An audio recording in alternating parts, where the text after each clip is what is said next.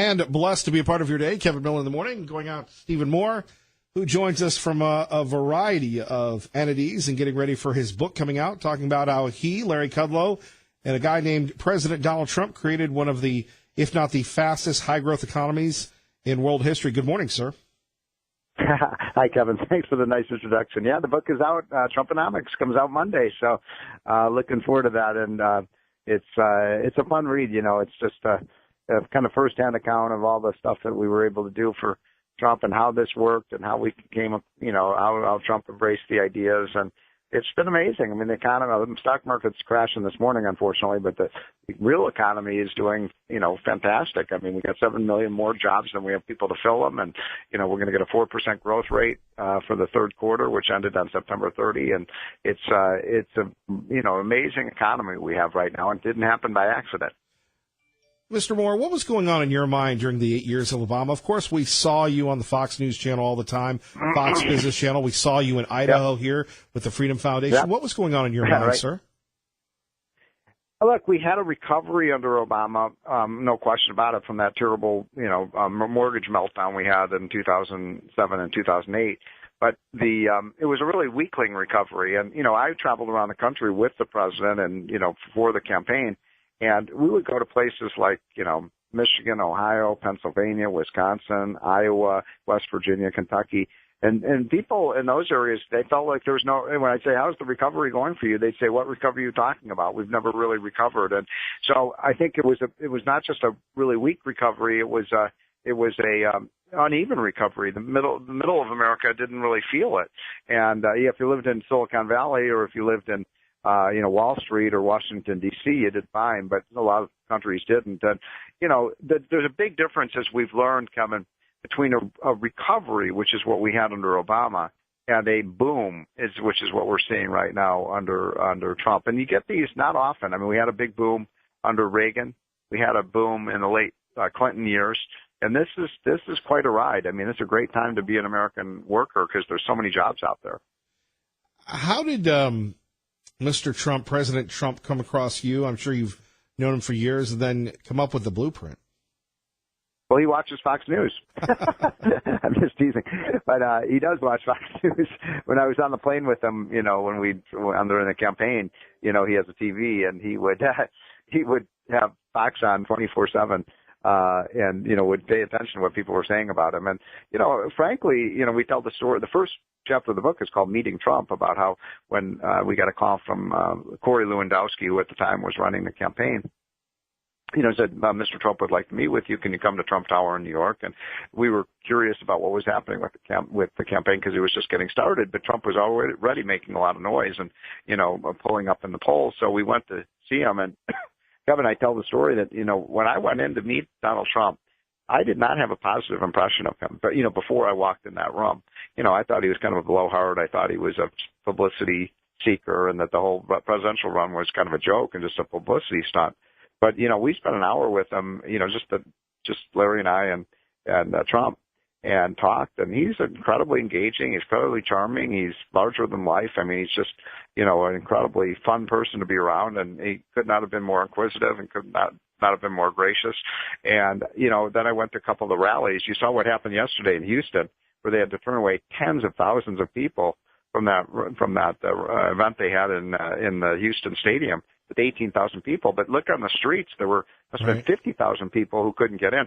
I went to some of those early rallies, and I could tell something big was going on, Kevin. And Trump really understood the economic ideas. Look, the guy's a businessman. He knows how the world works. And he embraced the tax cuts, the deregulation, the pro-America energy policies, the whole message of get government off the back of business. And it really, you know, Trump used to say it's going to be easy to revive the economy, and we kind of roll our eyes a little bit saying it's not going to be that easy. But he's made it look easy. He has. Our great friend Stephen Moore joining us. How can we get a hold of you? I know your book's coming out. Also, I mean, you're always working for the great conservative think tank, sir. Yeah. Well, the book will be out on Monday. It's called Trumponomics, Inside the America First Strategy to Revive the Economy. When it comes out, I'd love to come back on the show. We can talk more about it. And, Sure. of course, my stuff is always on heritage.org. And, it's been a real privilege. And by the way, the really cool thing is, the original co-author of the book was Larry Kudlow. But Larry, of course, is now he's the chief economist for the country and for Trump. And so he had a higher calling. So Art Laffer, Laffer really inspired, as you know, all of these ideas on the tax cuts. And so Arthur was also influential. So the book is by Laffer and Moore. And, as I said, people say, oh, I don't like economics. That's okay. This isn't really an economics book. It's more a history book about what happened, why it happened, how it happened, some fun stories about being with Trump. I mean, he's quite a character, Donald Trump. So my wife read it. Said, I read this in 4 nights, and I don't like economics, but it's kind of a fun read. Well, what do you make of China? I think we're in a big battle with China right now. I think they are misbehaving. I think they're a bad actor. I think Trump is the first president, in 20 years to recognize China for what it has become, which is they are an adversary and they're an enemy in the United States. We should not treat them as if they are a friendly power. I mean, they've enabled the nuclear weapons in North Korea. They're building up their military in a very aggressive, confrontational way. And of course, on the trade, they've been cheating and stealing for years. We've opened up our markets to them 30 years ago. They've never opened up their markets to us. And Trump is finally calling them out on this. And I think that I don't like trade wars. I'm a free trade guy, but we don't have free trade. As Trump has said, when he was asked the other day, why are you starting this trade war with China? He said, I didn't start this trade war with China. They started it 20 years ago. They steal $300 billion a year of our intellectual property. You're there in Idaho. You have major high-tech industries there. We invent this stuff, we innovate, and then they just steal it. They don't pay us for the patents and the copyrights and drugs and vaccines and computer software. So, look, I think Trump is right to stand up to them, and I want them to make the concessions. And Trump is not making unreasonable demands. They should play by the rules. They should level the playing field. They should allow American products into their country like we've allowed their products into Walmart and all our stores. So I think this is a big deal, Kevin. I think we have to win. We have to stand up to China, and this is a good time to do it because our economy is very strong and their economy is actually faltering. So we're bargaining now from a position of strength. Stephen Moore joining us, Trumponomics, Amazon.com, inside the America First plan to revive our economy. What's the future of our economy? And everybody's always worried about that eventual downturn, and even the president, Mr. Moore, going out against the Fed for raising the interest rates. Well, I think I'm very bullish, although the stock market's down a lot this morning, so I'm a little worried about that. But, the economy is so strong, and you've got the tax cuts in place, you've got the deregulation, you've got, really the strongest job market in 50 years. So I don't see anything that's going to really disrupt this. And I think we could see, 2 or 3 more years of 3.5% to 4% growth, which would be fantastic for American workers, and not just, their jobs, but also their paychecks. We want higher paychecks, and wages are starting to rise. So look, I'm very bullish. I'm very optimistic. I mean, this is a pro-business president. He puts America first, and we've been waiting a long time for this moment, and it's a good time to, now look, the market's down 460 points as we speak. But, my strategy is always, I'm not a stock market expert, but you buy these dips when the stock market falls like this. This is buy low. Buy low, folks. I mean, the stock market's now, the Dow's now down below 25,000. It's going to go back up to 27,000. So, buy when these stocks are cheap. Mr. Moore, anything else you'd like to share with us this morning? We sure do appreciate it. Yeah, well, I just, think that the other thing that is interesting, my latest column is on this Medicare for All idea. I don't know if you've been following this, but the Democrats like Bernie Sanders are running on this idea of like giving Medicare to everybody. And, one of the points of my most recent column that ran today is, wait a minute, that's going to push 150 million Americans who have employer-sponsored plans. If you're someone who has a health plan that is sponsored by your employer, those plans are made illegal under the Bernie Sanders Medicare for All plan, which all the Democrats are running on. That means 150 million Americans would lose the insurance they like, and that's a scary proposition. So that's where the Democrats, that's their agenda is Medicare for All. At least when Obama ran on Obamacare, he said, if you like your health plan, you can keep it. They're not saying that anymore. They're saying we're forcing everybody into the pool. Well, we sure do miss Obama. Well, the Obamacare was quite a fiasco. I mean, we saw a doubling of the premiums. Remember when they said it was going to save $2,500 for every American family, and then now we've got the insurance premiums in the 5 years since Obamacare have doubled. So it certainly hasn't delivered in that respect. It's and the irony, of course. Remember what they called that law? The Affordable Care Act. Right. Stephen Moore, we appreciate you. We're definitely going to have you back on promoting your book. All right, got it. Thank you, sir. Yeah, I can't wait to get back to Idaho again too. I love that part of the country. So good to be with you, and talk to you soon. Yes, sir. Bye-bye. Okay. There we have it. Stephen Moore joining us, as we always appreciate him and the big name guests we get. Thanks to our friend Ray Amaya, always working behind the scenes to make this show as newsworthy for you. We understand that you have a lot of people, a lot of things to do in the morning, so we do our very best. Stephen Moore, the guy that helped the president, Stephen Moore, Larry Kudlow, create the economy that we're enjoying right now. Phone numbers here, 580-5436, 580-KIDO. But I believe that the rights belong to the local communities, and that's why we have to fight for our sanctuary cities. There we have it. Thanks, Ray Amaya. We've got some more info on Paulette Jordan. She shouldn't be confused with Idaho's very popular and very conservative governor, Butch Otter. Sometimes you just press the buttons and see what happens. Here you have it, though. And where's again, if Ray and I hadn't caught this, you don't have one media outlet holding Paulette Jordan accountable for saying this. But I believe that the rights belong to the local communities, and that's why we have to fight for our sanctuary cities. She wants to fight for sanctuary cities in Idaho?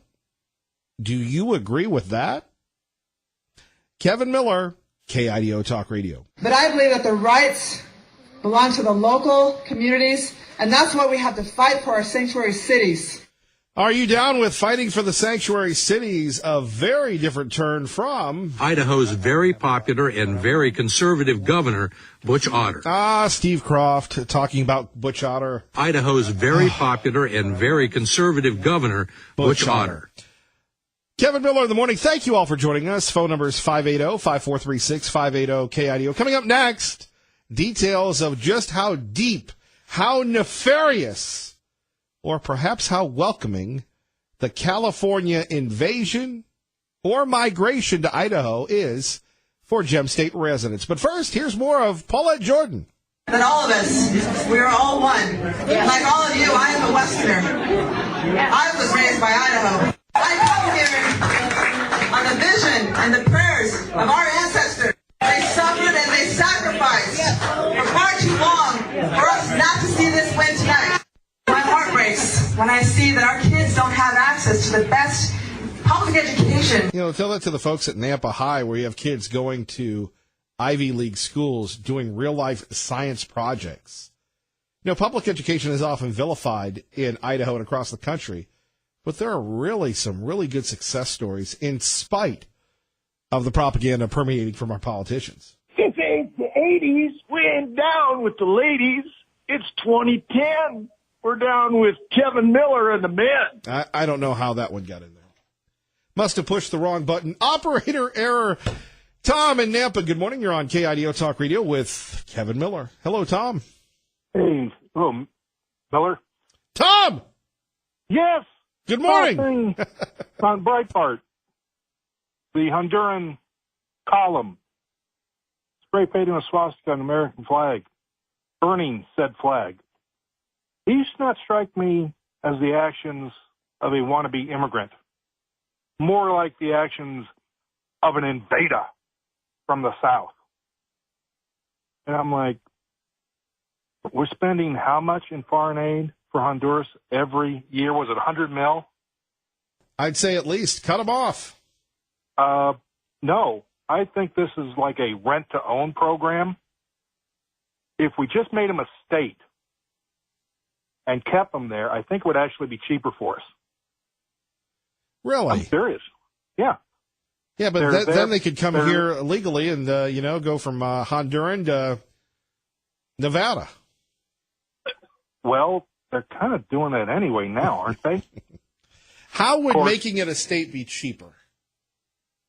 Well, no more foreign aid. Do they have any Yeah, natural resources that we can abscond with? Well, they have cheap labor we can viciously exploit. And it wouldn't be overseas.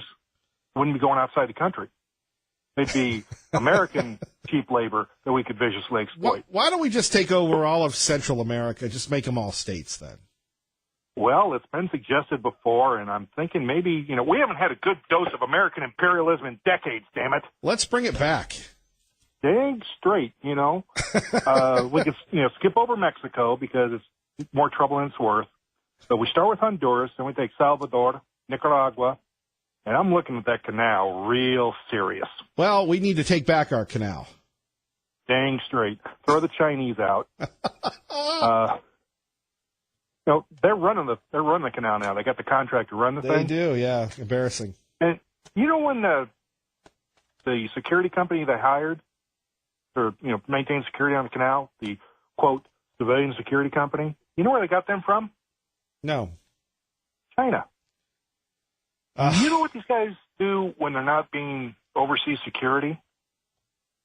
They're in the People's Liberation Army. What a lot of folks, regiment of DICOM troops. But what a lot of folks don't know is that is the duty of every Chinese citizen from birth to act in the interest of the state, no matter where they live or what their occupation. Their duty is to the motherland, and that's not me being xenophobic or anything else. That goes to the Chinese nationals living in this country that we so graciously embrace and allow them to steal all of our intellectual property. Well, you got to remember, we're barbarians. They're the Middle Kingdom between heaven and earth, and barbarians just don't count. Never ends well for the barbarians. Well, eventually the barbarians become better soldiers than the Celestial Kingdom, and they ride around the wall and plunder the kingdom for several hundred years. One thing about the Chi-Coms, I find it interesting that they have no problem in setting up a computerized monitoring system on their citizens with the help of Google. But Google turns up its noses at running a computer program for the U.S. military drone system. I think, I know where their loyalty lies because the DoD contract is X amount of dollars. The money they can get from operating in China is much more. So their, politically correctness, their moral superiority falls prey to the Benjamins. Their board of directors decided to go for the money, not with the decency. Tom, great point. point. A lot about Google. You're right. Tom, got to run traffic and weather together. Larry Gibbard. And don't forget Bill O'Reilly with us tomorrow at 7:35 exclusively on your home for Fox News on the radio, 107.5 FM, 580 AM, KIDO Talk Radio. I will seal off the border before they come into this country, and I'll bring out our military. That is the president last night on one of his largest rallies supporting Ted Cruz. Very tough criminal elements within the caravan. No, again, the president has opened our eyes to things that folks like Sean Hannity, Glenn Beck, Kevin Miller, Lars Larson have been talking about for years. The stories that the liberal indoctrinators in the media don't want you to know. You have some very, very bad people in the caravan. And we continue to hear caravan, caravan, caravan. Do you think if the Mexican government really wanted to stop these people, they wouldn't be coming to our border? And in that caravan, you have some very bad people. You have some very bad people. And we can't let that happen to our country, and it's not. We need a wall built fast. Fast. We have to protect our borders. We don't have borders. We don't have a country. Did George Bush ever say that? Did George Bush Sr. ever say that? Did Bill Clinton ever say that? A large group of people, they call it a caravan.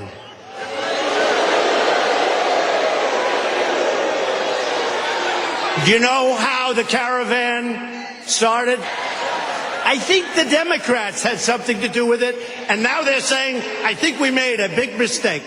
Because people are seeing how bad it is, how pathetic it is, how bad our laws are. They made a big mistake. So as the caravan, and look, that is an assault on our country. That's an assault. Agreed. We will talk about the caravan and what the president's doing to save America next. Kevin Miller, KIDO Talk Radio. Good morning, Maggie. Good morning, Kevin. This is not going to be easy. But, it's a lot of people. I don't think he's going to be able to stop everybody. And there we have it. One of the migrants coming to America saying Donald Trump, you, me, and America cannot stop the invasion. This is not going to be easy. But, it's a lot of people.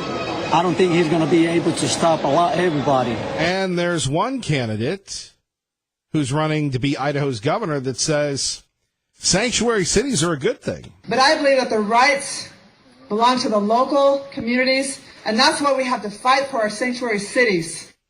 There we have it. She wants you to fight for the sanctuary cities. What are they fighting for? Misrepresenting federal law? Not supporting federal law? More on that in a minute. From your house to the White House. KIDO Talk Radio, your exclusive home for Fox News on the radio here in the Treasure Valley. John Decker joins us now from Fox News Radio live at the White House. Good morning, John. Hey, good morning to you. How are you doing today? Pretty good. I feel like Ted Cruz at a Houston rally last night with the president. Why? Why do you say that? Why do you feel that you're like Ted Cruz? Kevin. Just in that good of a mood. I mean, Okay. Well, he was in a good mood because it was a huge rally that came out to hear the president and see the president down in Houston, Texas. The president campaigning for Ted Cruz in that tough race against Beto O'Rourke, but polls seem to show that he is leading that race, but the president not taking any chances. And campaigning for a person that you may recall, he had some unkind things to talk about and say about during the 2016 campaign for the Republican nomination, but they've buried the hatchet. The president's very pleased that Ted Cruz has been very supportive of his legislative agenda, supporting also his two choices for the Supreme Court. And so that's the reason why the president headed down to Houston yesterday. He's going to hit the road again tomorrow. He's going to be in the Midwest in Wisconsin. The president continuing to hit the road later in the week. He'll be on the road both Friday and Saturday, and I would expect, Kevin, you're going to see the president on the road maybe even every day next week. Well, he certainly is busy. John, what do you make of the president drawing these massive crowds? It seems to give him more and more strength, and it was funny because I watched the entire rally last night on C-SPAN, and Ted Cruz seemed a little lost at his own rally. I mean, not that he wasn't hitting it out of the park, but it was more like a B-plus effort, being enveloped in my own words here, the Trump tsunami. Well, look, he wasn't necessarily in friendly territory. The people that came out to that rally were there because they wanted to see President Trump, not because they were there for Ted Cruz. I'm sure there was some crossover, people that both support President Trump and also support Ted Cruz, but the people that waited in line for hours on end were there because they want to see President Trump in person. And so that may account for what you're describing. That being said, Ted Cruz has run a very disciplined race, and he's been outspent. I mean, tremendously so by Beto O'Rourke, who's raised record numbers for this Senate seat in Texas. But Beto O'Rourke is running an uphill battle because Republicans outnumber Democrats in terms of registration in the state of Texas. And now, with early voting starting yesterday, it's just a matter of turning out the vote and making certain that your side turns out in greater numbers than the other side. And that's where the president's magic comes in. You remember John Decker as a student, a reporter, a documenter of history. Remember that race? Cruz was an unknown that just came out of nowhere. Craig James was in there. A lot of big money, big establishment Texas folks were in there. A very different race than what we saw 6 years ago. Well, that's right. But now he's an established figure. He's a national figure, thanks to his run for president, running, in his first term for president. similar to what Barack Obama did in 2008. But, he was going up against a juggernaut in President Trump. And he's young enough, perhaps, if he wins this race, down the road he could run again. But right now he's focused, obviously, on just winning his second term in the U.S. Senate. So the president's going to be on the road. Is there really anything to do? Of course, people are worried about the president saying he might pull out of this Soviet U.S.-era arms treaty. Any blowback on that? There is blowback on that. It's coming from the Russians who say, you can't pull out of a treaty when you don't have anything to replace it. That coming from the spokesman for the Kremlin today. And also today you had the National Security Advisor, John Bolton, meeting face-to-face with Russian President Vladimir Putin. So that is probably item number one on the agenda. John Decker, you are our number one item here. We so appreciate you, sir. Thanks a lot. You have a great day. Thank you, John Decker. 580-5436, 580-KIDO. Kevin Miller in the morning as we continue talking a little bit about the caravan. And thanks to Ray Amaya, a little bit more Paulette Jordan. You remember Paulette. But I believe that the rights belong to the local communities, and that's why we have to fight for our sanctuary cities. We're fighting for the sanctuary cities. Governor Otter? Idaho's very popular and very conservative governor, Butch Otter. There we have it. I don't understand none of these, sir. There we have it. Phone numbers 580-5436, 580-KIDO. Let's hear what you have to say. We start with Liberty Linda with Kevin Miller on KIDO Talk Radio. Good morning, Liberty Linda. Good morning, Kevin. I can't believe what you just said. I was having the exact same thought that you were having when you said, why don't we just, take over all these other, this is my thoughts, why don't we just take over all these other countries and make them states of the United States, and then it will make it easy for the globalists to just take over the whole world. Because we'll be just one country. They want to take over the United States anyway. So I was just amazed. We had the same thought at the same time. Well, you and Tom from Nampa, I don't know if I would really be down with taking over all these countries. Quite frankly, I'm all about America.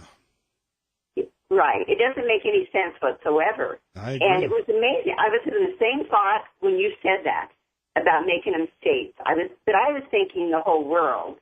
Then the globalists could just take over the whole world. They wouldn't have to fight anyone. It would be easy.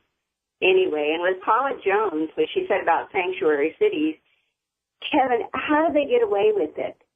I think our government should just go in and arrest all the officials in California because they are going against the United States of America. Sanctuary cities have no place in the United States. So anyway, that was my thought. I think they should be arrested. I think that we should bring in good people to bring California back into the United States, my beautiful, lovely, wonderful state that I grew up in. That was, Kevin, it was one of the best states. It was a wonderful state to grow up in. And look at now what's going on. I know so many Californians are moving into Idaho. They just can't even live there anymore. Not that Idaho isn't a great place to move to, but they're being driven out of their own states. And so it's causing do we really want those people here? Actually not. And I hear from everybody go, well, Kevin, we got the good people from California. And then there's a gentleman who called in and said, I hear you people don't like us. We're from California. We're taking over. Well, now that's a little embellishment, Liberty Linda. Sorry to raise my voice. But, that's fine. We want the good people. And I think that the first thing you have to do, if you want to live here and take advantage of our, according to your standard of living, great housing prices, is change your license plates and show some respect to Idaho. Absolutely. That was the first thing I did. And I didn't come up from California. I came in from Utah after my husband passed away because family lived here and they invited me here. And so my case is a little bit different than most Californians. And then I fell in love with the people here. And I fell in love with the area. They're just, I've never met such wonderful people, down-to-earth wonderful people as we have here in Idaho. And It just touched my heart. And they're a lot like our president. Most of them are just down to earth, out in the open. They say, I love that people are calling to your show. They're just down to earth, good people. Well, that's how it started in California, and then the libs took over. Oh, I know. Like I said, it was wonderful growing up there. And it has changed so much. And they're going against the laws of the United States by bringing in all these, making these sanctuary cities. So I don't know, Paula Jordan, how do the people here in Idaho listen to her? Well, many of the libs agree with that, and let's face it. And I hope I'm wrong about the people from California moving here, but hey, they got sanctuary cities there now. If they want to make sure that Idaho doesn't become California, they need to join the cause. And we're not asking much. Just change your stupid plates. To me, that's the ultimate sign of arrogance. And if you can afford to move to Idaho, you can afford to change your plates. And you're right. You see them everywhere. Yeah. You drive behind a car and it says California. It's kind of like their club. Right. Their secret club. And I can understand they miss their former state. I know that. But I disagree with that, Liberty Linda. And here's the deal. You could say I was run out of the state of Pennsylvania. I could have had my state plates on for another year. First thing I do, and I hate to say this, Liberty Linda, but you're with me, so this will hold my hand while I say this. Okay. I've been run out of several states. And the first thing I did was change my plates. That's not asking a lot, but and here's the other one. And obviously life is not fair.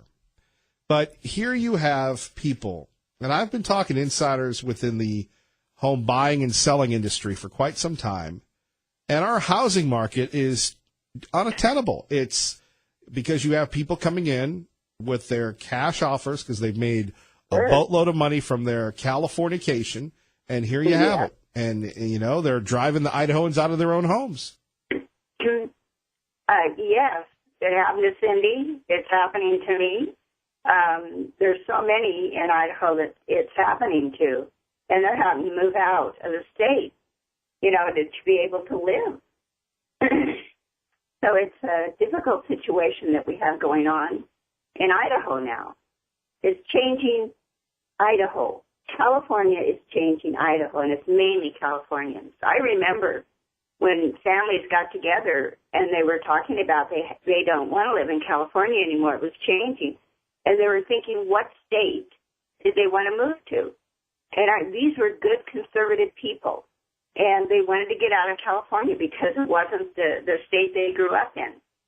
And so I remember family after family after family listening to this when I was in California. Right. And that was quite a few years before I moved to Idaho. Liberty Linda, I gotta run, but thank you.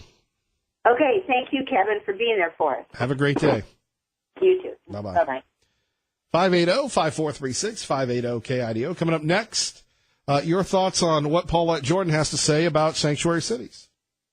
But I believe that the rights belong to the local communities, and that's why we have to fight for our sanctuary cities. Kevin Miller, KIDO Talk Radio. Not looking good for Paulette Jordan. But I believe that the rights belong to the local communities, and that's why we have to fight for our sanctuary cities. You have the liberal Idaho statesman endorsing Brad Little, pragmatic and responsible. Brad Little is ready to lead Idaho. Uh-oh. Doug in Mountain Home, good morning. You're on KIDO Talk Radio with Kevin Miller. Hi, Kevin. How are you? Hey, talking about liberals and Paula Jordan in California. Like I told you before, I came from there, northern Cal, between Red Bluff and Redding. In 74, I only lived there 10 years, from 7 till I was 17. And back then it was a good place to live. I just came here because I came in the service. And I never left. Raised a family here, been here 44 or 45 years. But I was just back down there last week. I went back down there to go deer hunting because my son's a deer hunting machine and he wanted to get a blacktail buck. So we went back down there. I got a relative down there, and we was going to do a little pig hunting. anyway, long story short, Kevin, you can't believe, I'm not going to mention any names, but I got a little bit of insight about this pot. And I don't know what the percentage of people that are moving here, coming here from California, are buying this property, our homes, with pot money, but I can just about bet it's probably way over 50% of them. And it ain't just the young people doing this stuff, Kevin. And it's like that in all these states that they've legalized it. I mean, they're making money like you can't believe with this supposedly pot, you know, the medical marijuana stuff and the freaking, what do they call it? No, the word where you can smoke it if you want to, you know. Anyway, that's how they're doing this stuff. And the violence and the crime comes with it. You see it down there. It's everywhere. And it ain't just the people doing it. Pretty soon you got, and I've heard this from a couple different people, Kevin, you got corrupt cops that are arresting these people with the pot, taking the pot, and less than half of it, Kevin, shows up for evidence. The rest of it they took and sold for themselves. So people wake up. This Paula Jordan thing and freaking all of these pot people, oh, look, we can tax it. It's a joke. Idaho's being invaded by the pot people. Doug, thank you for the call. Tea Party Bob joins us now, KIDO Talk Radio. Good morning, sir. A lot of pot going on around here. It's called the pot calling kettle black. The pot people are invading us. Yeah, I know. Well, we hear that every day. Was that a paid commercial by Liberal Steve this morning for Paulette Jordan? No, we've given Paulette Jordan a lot of time this morning. You know, it seems that the more I read about Paulette Jordan, the less I know about her. She doesn't appear to be married, that she has 2 kids, and there doesn't appear to be any mention of a husband. She's got a lot of legendary native chiefs as ancestors, but she was raised by her mother and her aunt. And she appears to be against gun control, but wants sanctuary cities. You know, where does this lady come from? She wants to expand Medicaid, but she's not sure what's going to happen or what the ramifications are going to be with the state budget when the feds cut funding. I guess her real achievement so far to date has been being endorsed by Cher, one of the most ludicrous lefties on the Hollywood scene. Idaho is about to turn. It's not about to turn to the left, and it's not even going to be in the close future. It appears that many are just worried about this for no reason. You know, while we certainly are not immune to the left infiltrating our state, I believe we're getting 2 to 3 conservatives moving in for every lefty. And I doubt that Jordan is a serious challenge to Brad Little, except maybe for the more liberal centers like Boise. So as much as I have many problems with Brad, he's still the only choice in this particular race. The blue wave has turned into a blue ripple, Kevin, and this caravan moving into Mexico is only making immigration a more prominent issue in this election. I'm going to stick to my original prediction. The Republicans are going to prevail in this election. They're going to gain 5 to 6 seats in the Senate, may lose a few in the House. But if you listen to President Trump's speeches and his campaign for Republican tour, he's bringing a new red wave of momentum to the election as the crowds get larger and larger at each of his appearances.